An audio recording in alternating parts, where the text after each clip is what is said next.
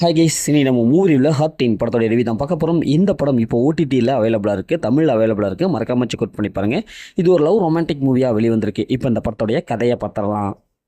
படத்துடைய ஹீரோ ஜெய்ப்பூரில் ஒரு ரெஸ்டாரண்ட் மாதிரி ஒரு ஹோட்டல், பெரிய ஹோட்டல் வச்சு நடத்திட்டு இருப்பார். இவர் காலேஜ் படிக்கிற டைம் பயங்கரமாக லவ் ஃபெயிலியர், அதனால ரொம்ப அப்செட்டான நிலைமையில் இருப்பார். பழைய லவ் நினச்சி அப்படியே இருப்பார். அந்த ஹோட்டலுக்கு புதுசாக இன்னொரு ஹீரோயின் வருவாங்க. அதனோட ஃப்ரெண்ட்ஷிப் ஆவாங்க, ஒரு லவ் ஏற்படும். ஆனால் ஹீரோயின் ஒன் சைடாக தான் நம்ம ஹீரோ லவ் பண்ணிருப்பாங்க. லவ் ப்ரப்போஸ் பண்ணுற சமயத்தில் ஹீரோவுக்கு அடிபட்டு ஒரு சில ஞாபகம் மறதியெல்லாம் வந்துடும். அதுக்கப்புறம் பழைய லவர் மறுபடியும் வந்துடுவாங்க.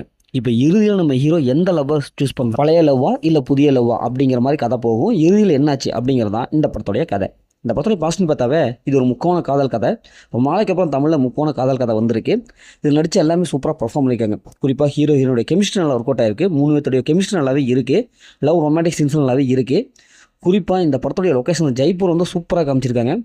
படத்துடைய லொக்கேஷன் ரொமான்டிக் சீன்ஸ் தகுந்த மாதிரி நல்லாவே இருக்குது. படத்துடைய பிஜிஎம் நல்லாவே இருக்குது. இந்த படத்தில் ஃபர்ஸ்ட் ஆஃப் நல்லா இருக்குங்க, ஓரளவுக்கு நல்லா ஒரு சஸ்பென்ஸாக ஓரளவுக்கு கொண்டு வந்திருக்காங்க. அது நல்லாவே வந்திருக்கு.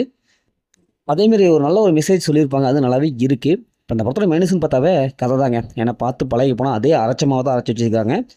ஏன்னா 80s காலகட்டம் வந்து 90s காலகட்டம் வரைக்கும் நிறையா படங்கள் இந்த கதையை பேஸ் பண்ணி வந்துருச்சு. அதே சீன்ஸ் தான் இங்கே வச்சுருக்காங்க. புதுசாக இவங்க வந்து எதுவுமே ட்ரை பண்ணவே இல்லை.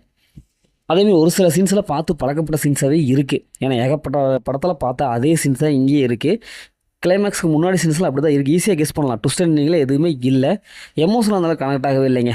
இந்த மாதிரி படம்லாம் எமோஷனலாக கனெக்ட் ஆகணும், ஆனால் கனெக்ட் ஆகவே இல்லை. படத்தில் அந்த மாதிரி சீன்ஸில் எதுவுமே இல்லை. ஃபேமிலியோட பார்க்கலாம். மொத்தத்தில் இப்படி சூப்பராக சொன்னாங்கன்னா இந்த படம் ஒன் டைம் வச்சப்போ தான் நாங்கள் சொல்கிறேன். ஓகே, இதேமாதிரி அடுத்த ஒரு புதிய மூவி ரிவ்யூவில் சந்திப்போம்.